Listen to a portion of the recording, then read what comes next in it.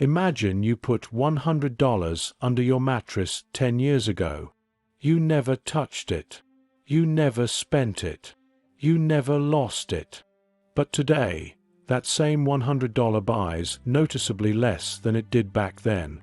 So what happened? Nobody stole it. Nobody taxed it. The number printed on the bill never changed. But its value did. This is the strange, invisible force behind almost every price increase you've ever complained about. It's called inflation, and most people think they understand it, but very few actually do. Welcome to Capital Story, where we break down the world of finance, from the biggest crashes in history to the ideas and people that shaped how money works today.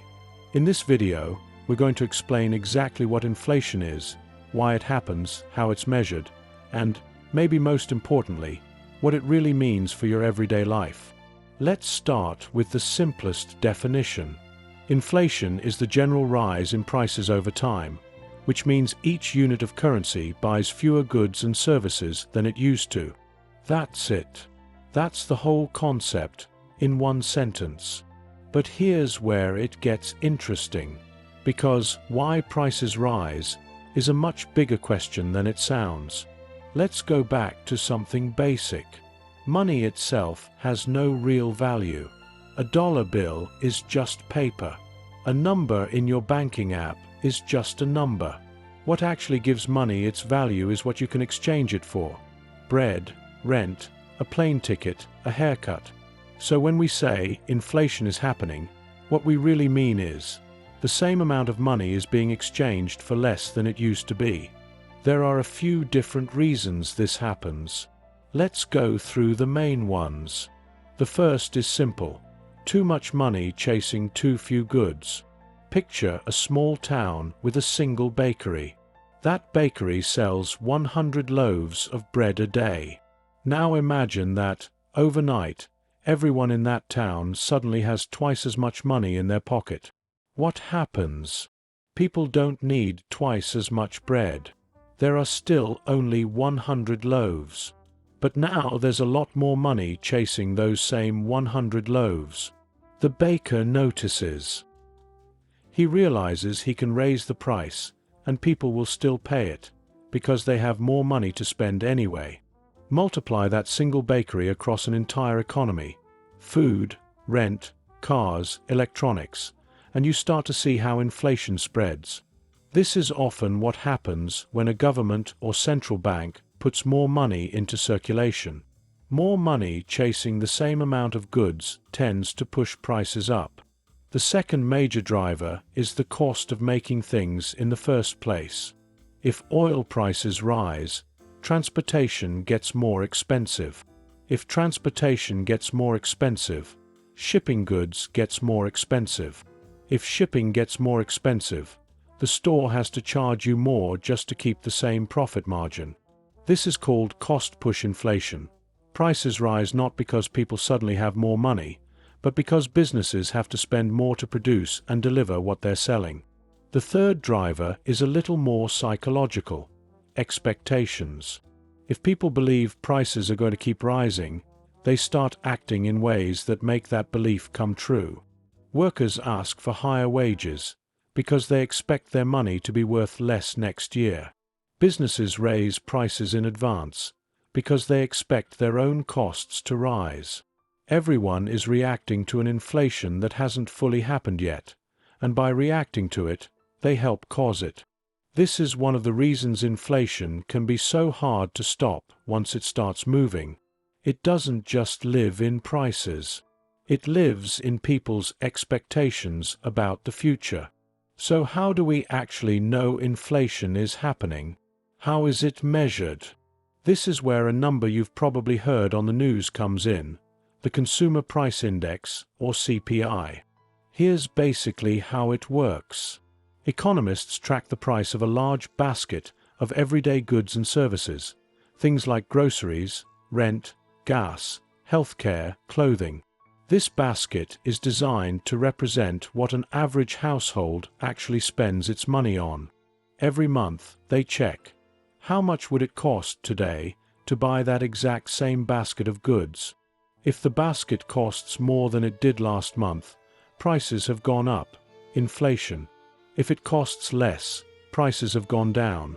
That's called deflation, and it's actually rarer, and usually comes with its own set of problems. The yearly percentage change in that basket's price is the inflation rate you hear reported. 2%, 4%, 9%, whatever the number happens to be at the time. Now here's an important detail a lot of people miss. Inflation doesn't affect everyone equally. If gas prices spike, someone who drives 2 hours to work every day feels it immediately and painfully. Someone who works from home barely notices. If rent shoots up in one city, but you already own your home with a fixed-rate mortgage, that specific spike barely touches you. The overall inflation number is an average. Your personal experience of inflation can be completely different from that number, depending on how you actually spend your money. So what does all of this mean for you, practically? A small amount of inflation isn't necessarily a bad thing. Most economists agree that low, steady inflation, often something like 2% a year, is a sign of a healthy, growing economy. It encourages people to spend and invest their money rather than hoard it under a mattress, because money sitting still is already quietly losing value. The real problems start when inflation gets too high, too fast, because that's when people can no longer plan. Prices change faster than wages can keep up. Savings lose value faster than people can adjust. Trust in the currency itself starts to break down. And on the opposite end, if prices keep falling for too long, deflation, people stop spending altogether, because why buy something today if it'll be cheaper tomorrow? That sounds harmless, but it can actually bring an entire economy to a halt, because businesses stop making sales, workers get laid off, and the whole cycle slows down. This is why central banks spend so much time and effort trying to keep inflation in a narrow, stable range. Not too high, not too low. It's less about hitting a perfect number, and more about keeping the whole system predictable enough that people and businesses can plan ahead with some confidence. But to really understand why central banks take this so seriously, it helps to look at what happens when things go wrong. Not a little wrong. Catastrophically wrong. So what would actually happen if money could truly be printed without limit? One answer comes from Germany in the early 1920s. After the First World War ended, Germany's economy had essentially collapsed. The country was crushed under massive war reparations. There was no money in the treasury, but billions of marks were owed. The government found a solution that seemed simple enough at first. Let's just print more money. At first, nothing really seemed to go wrong. A bit more money entered circulation. People kept shopping. Life looked normal. But then the printing presses never stopped. New money kept being printed over and over. And that's exactly where the real break began. People started noticing that money was becoming a little less valuable every single day. Normally, something you could buy today, you could still buy tomorrow. But in Germany, things were different. Because tomorrow, buying that same item might cost you twice as much. People started running to the market the moment they got paid. Because waiting even a few hours had started to mean losing money. By 1923, the situation had spiraled completely out of control. Prices sometimes doubled every few days. Some factories were paying their workers not monthly, not weekly, but twice a day. Why? Because the wages earned that morning had already lost serious value by the time evening came around. The photographs left over from that period are honestly hard to believe. People carrying suitcases full of cash just to go shopping. Children playing with stacks of banknotes like toys. Some people using the money as wallpaper. It even got to a point where burning banknotes in a stove was cheaper than buying firewood, because the paper itself was worth more than the number printed on it. This is what's called hyperinflation, the point where inflation spirals completely out of control and money stops functioning as money at all. And here's the interesting part. Germany wasn't the only country to go through this. Years later, the same story played out again, this time in Africa. In Zimbabwe, the government once again started printing money without stopping. Eventually, it reached the point where they printed a banknote worth $100 trillion. Yes, you heard that right. 100 trillion. But here's the irony. Even that banknote often wasn't enough to cover an ordinary grocery run. A similar thing happened more recently in Venezuela.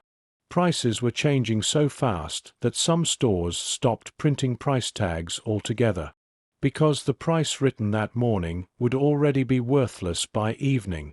So what did all of these countries have in common? The answer, really, isn't just they printed too much money. The real problem was that people lost trust in the money itself. The value of a currency isn't made up only of the number printed on it. If people believe that money will still be valuable tomorrow, then it truly is valuable. But the moment that trust breaks, everything changes.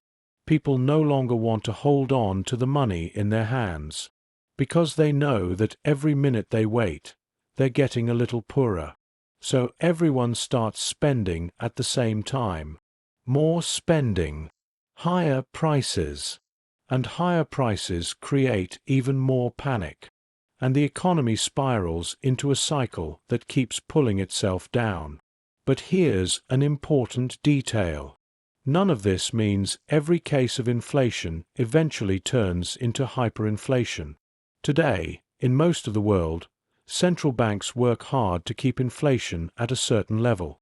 So the goal isn't to erase inflation completely, because, interestingly enough, having no inflation at all can also create problems. That's called deflation. At first, it sounds like a good thing. If prices are falling, that's great, right? But that's not how the economy actually works. One of the best examples of this is Japan. After a massive economic bubble burst in the 1990s, prices in the country either rose extremely slowly or fell for a very long time. People started thinking, if prices are falling, I might as well wait instead of buying today. Companies did the exact same thing. They delayed investment. They didn't open new factories. They didn't hire new employees. Wages stayed almost completely flat for years. The economy didn't collapse entirely, but it essentially forgot how to grow. This period is still referred to today as Japan's lost decades.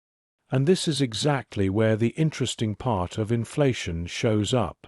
Too much of it, and your money can lose almost all of its value. None of it at all, and people stop spending, and the economy starts to slow down. So the real question isn't, should inflation be high or low? The real question is, how do you build a stable economy people can trust, where they can actually predict what tomorrow looks like? Because money, in the end, isn't really just paper. What gives it value is all of us believing in it together. So, back to that $100 under the mattress. The reason it buys less today isn't because something was taken from you. It's because the economy around that money kept moving. Prices adjusted, costs shifted, expectations changed, while your $100 stayed exactly, silently the same. That's really the core idea behind inflation. Money doesn't lose value in some dramatic, sudden event most of the time. It loses value quietly, consistently, in the background, which is exactly why so many people don't notice it happening until they look back and wonder where all their money went. If you found this useful, make sure to subscribe. Every week, we cover a new piece of the financial world, from history to strategy to the people behind it.